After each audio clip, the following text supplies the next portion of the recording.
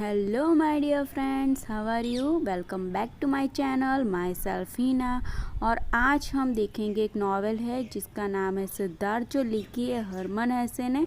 उसके बारे में हम डिटेल में स्टडी करेंगे। लेकिन फ्रेंड्स, अगर अभी तक आपने मेरी चैनल को सब्सक्राइब नहीं किया then please subscribe my channel. Bell icon को दबाना ना भूलें ताकि आने वाले वीडियो आप जल्दी से देख पाओ। और लाइक तो बनता है, राइट। तो प्लीज़ बने रहिए मेरे वीडियो में, चैनल पे। चलो स्टार्ट करते हैं। फर्स्ट ऑफ ऑल हम जो कैरेक्टर है उसके बारे में थोड़ा जानेंगे एंड देन समरी स्टार्ट करेंगे।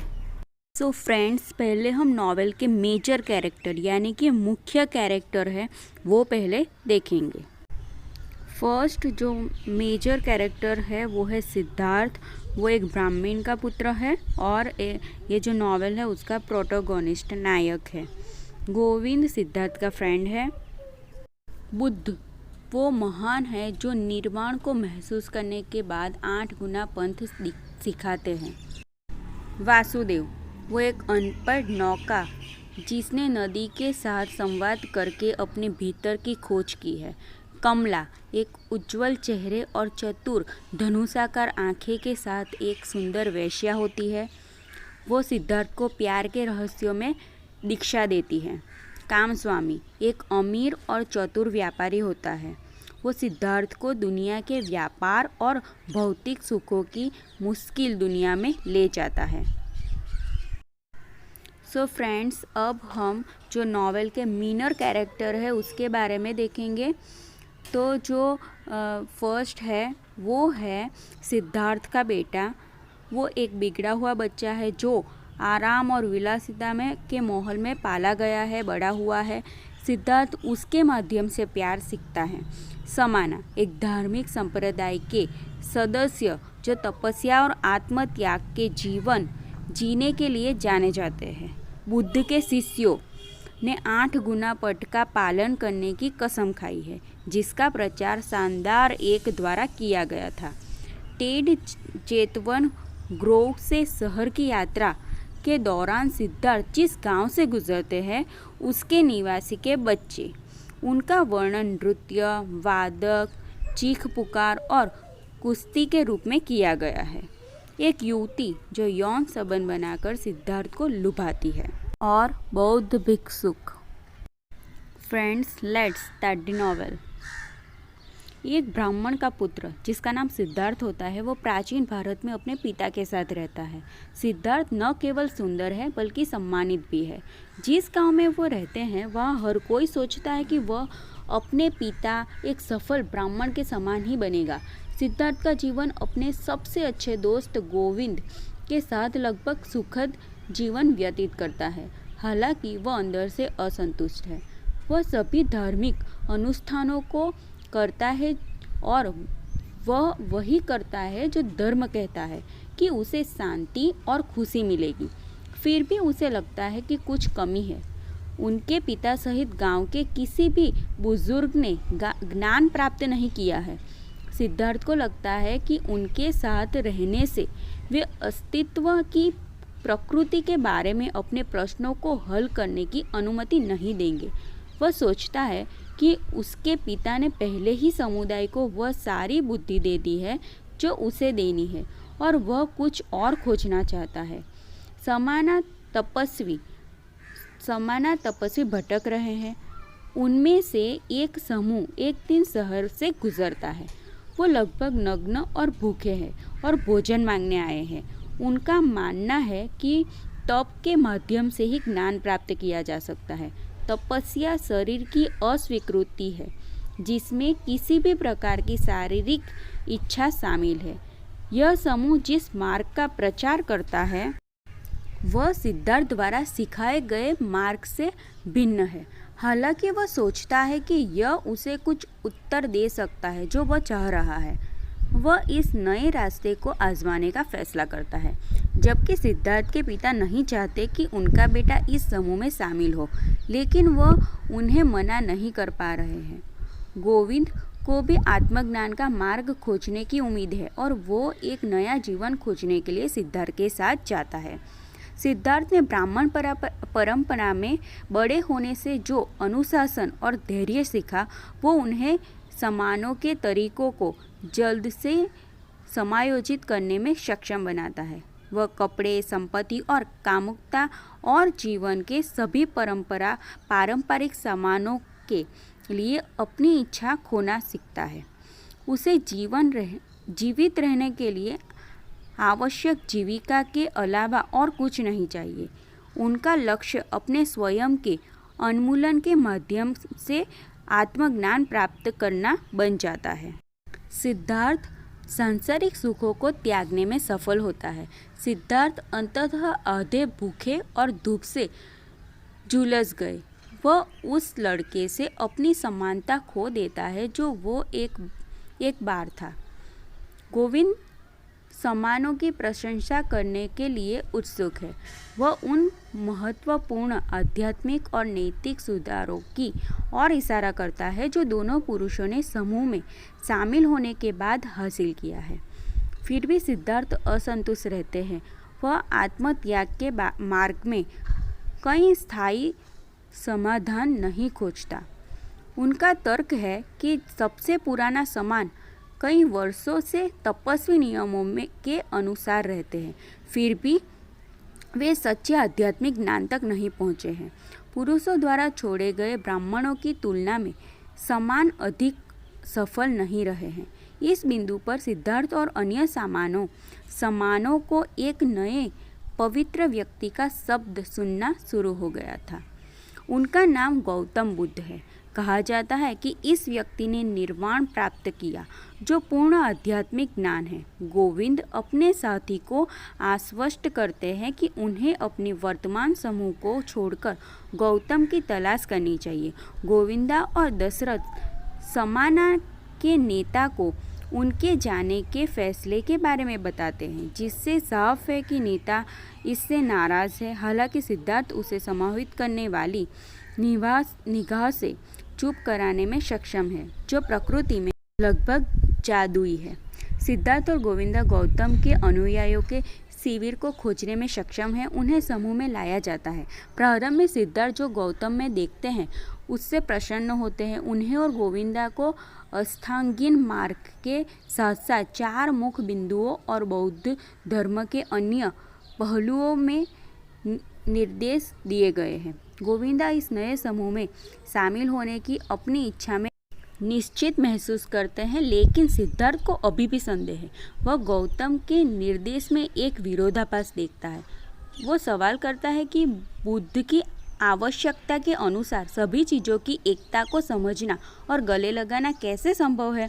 अगर किसी को भौतिक दुनिया को त्यागने के लिए कहा जाए, सिद्धार्थ को यह समझने में आता है कि बौद्ध धर्म उन सभी उत्तरों को प्रदान करने में असमर्थ है जिनकी उन्हें आवश्यकता है। उदास महसूस करते हुए वो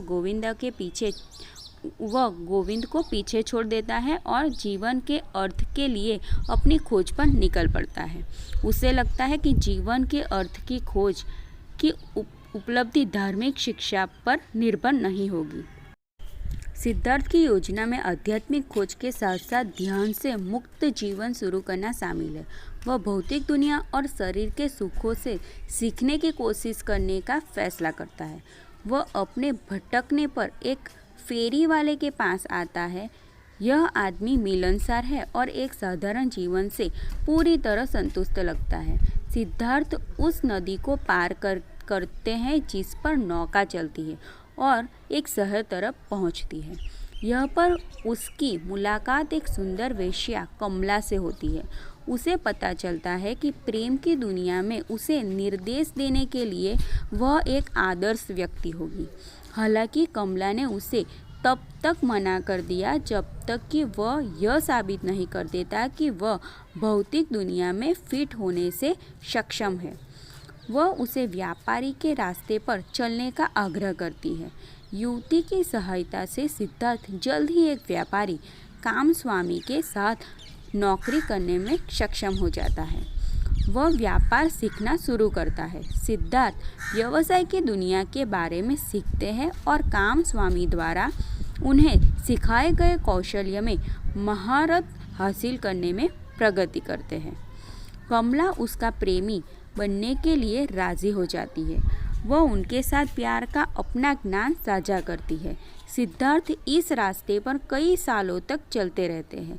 उसके व्यापार कौशल्य में सुधार होता है और वह जल्दी ही एक अमीर आदमी बन जाता है। वह उन सभी लाभों का आनंद लेता है जो उसका नया समृद्ध जीवन उसे प्रदान करता है। सिद्धार्थ नाचता है, शराब पीता है और जुआ खेलता है। सिद्धार्थ जानता है कि वह भौतिक दुनिया में उपलब्ध वह सब कुछ खरीद सकता है जो वो चाहता है, फिर भी वो अपने जीवन से अलग महसूस करता है। सिद्धार्थ इसे खेल के अलावा किसी और चीज़ के रूप में देखने में असमर्थ है। उसे इस बात की चिंता नहीं है कि वह खेल जीतता है या हारता है। ऐसा इसीलिए है क्योंकि यह किसी भी महत्वपूर्ण तरीके से इसकी आत्मा को प्रभावित नहीं करता है। सिद्धार्थ पाता है कि वो भौतिक संसार में जितना अधिक प्राप्त करता है उसे उतना ही कम संतोष मिलता है। वो जल्द ही खुद को नाखुशी के चक्र में फंसा हुआ पाता है। सिद्धार्थ और भी शराब, जुआ और सेक्स में भाग लेकर इससे बचने की कोशिश करता है। अपने सबसे मोहभंग की स्थिति में उसका एक सपना है। वो कमला के दुर्लभ गीतकार के पिंजरे में मृत होने का है। उसे पता चलता है कि वो धीरे धीरे भौतिक दुनिया से नष्ट हो रहा है और यह उसे वह ज्ञान नहीं दे रहा है जिसे उसे लंबे समय से तलाश थी। एक शाम वो यह सब छोड़ने का फैसला करता है और कमला या कामस्वामी को बताए बिना चला जाता है। सिद्धार्थ दिल से बीमार महसूस करते हैं। वो तब तक भटकते रहते हैं जब तक कि वो नदी पार न कर जाए। वो खुद डूबने के लिए बारे में सोचते हैं लेकिन नदी के किनारे सो जाते हैं। गोविंद अब बौद्ध भिक्षु बन गया है। सिद्धार्थ के सोते ही वो वहाँ से गुजरता है। गोविंद इस दोस्त को पहचानने में असमर्थ रहता है। वो उसे पहचान नहीं पाता है लेकिन वह यह सुनिश्चित करने के लिए वैसे भी उस पर नज़र रखता है कि उसे सांपों से चोट तो नहीं लगी है। जब सिद्धार्थ जागता है तो वो गोविंद को तुरंत पहचान लेते हैं। गोविंद देखता है कि सिद्धार्थ बहुत बदल गया है और अब वो एक धनी व्यक्ति का रूप धारण कर चुका है। सिद्धार्थ कहते हैं कि वह न तो धनी है और ना ही समाना। सिद्धार्थ की इच्छा है कि वह एक नया व्यक्ति बन सके। गोविंद तुरंत अपनी यात्रा जारी रखने के लिए प्रस्थान करते हैं। सिद्धार्थ नदी के किनारे आराम करते हैं और सोचते हैं कि उनका जीवन उन्हें कहाँ ले आया है। उसके बाद सिद्धार्थ बहुत साल पहले एक फेरी वाले को मिले होते हैं। वो बहुत खुश हुआ होता है तो सिद्धार्थ उस खुशी फेरी वाले की तलाश करते हैं जो उसे बहुत साल पहले मिले थे। फेरी वाला ने उसे कहा था कि उसके पास आंतरिक शांति है और सिद्धार्थ भी वो आंतरिक शांति का आनंद प्राप्त करना चाहते थे। वासुदेव इंगित कहते हैं कि उन्होंने कई वर्षों तक नदी का अध्ययन करके शांति की भावना प्राप्त की है। सिद्धार्थ व्यक्त करते हैं कि वह भी नदी से सीखना चाहते हैं। वासुदेव कहते हैं कि वो सिद्धार्थ को अपने साथ रहने और काम करने देंगे। सिद्धार्थ नदी का अपना अध्ययन शुरू करते हैं और उसमें आध्यात्मिक ज्ञान प्राप्त करना शुरू कर देते हैं जो उन्होंने पहले कभी नहीं जाना है। जैसे ही वह नदी के किनारे बैठता है वह सभी प्रकार के जीवन की एकता के बारे में सोचता है। नदी की आवाज़ में उसे ओम शब्द सुनाई देता है। कमला वेश्या और उसका बेटा एक दिन नौका के पास पहुँचे। वो तीर्थ यात्रा पर है और गौतम की यात्रा करने का इरादा करते हैं जो मरने के लिए प्रतिष्ठित है। नदी पार करने में सक्षम होने से पहले काम को एक सांप ने काट लिया है। सिद्धार्थ और वासुदेव द्वारा प्रवृत्त होने के बावजूद काटने से महिला की मृत्यु हो जाती है। मरने से पहले वो सिद्धार्थ को बताती है कि वह उसके बेटे का पिता है। लड़का 11 साल का है। सिद्धार्थ लड़के को दिलासा देने और उसका भरण पोषण करने का भरसक प्रयास करते हैं। हालांकि लड़का निंदक और बिगड़ेल होता है। वह 2 फेरी वालों के साथ जीवन को तिरस्कार के साथ देखता है और शहर वापस जाना चाहता है और धन के जीवन का आनंद लेना चाहता है। वासुदेव सोचते हैं कि सिद्धार्थ के पुत्रों को यदि वह चाहे तो जाने की अनुमति दी जानी चाहिए। हालांकि सिद्धार्थ उसे जाने देने के लिए तैयार नहीं है। एक सुबह सिद्धार्थ को पता चलता है कि उसका बेटा भाग गया है और न केवल उसके सारे पैसे बल्कि वासुदेव के भी सारे पैसे लेकर भाग गया है। सिद्धार्थ लड़के का पीछा करता है, लेकिन जैसे ही वह शहर पहुंचता है उसे पता चलता है कि उसके प्रयास व्यर्थ है। वासुदेव सिद्धार्थ का अनुसरण करते हैं। उसे नदी के किनारे अपने स्थान पर वापस लाने के बाद वह उसे नदी की आवाज़ सुनकर अपने भावात्मक दर्द को शांत करने के लिए कहता है। सिद्धार्थ की नदी का अध्ययन कई वर्षों तक चलता है। वासुदेव सिद्धार्थ को नदी में छिपे कई रहस्यों को जानने का निर्देश देते हैं।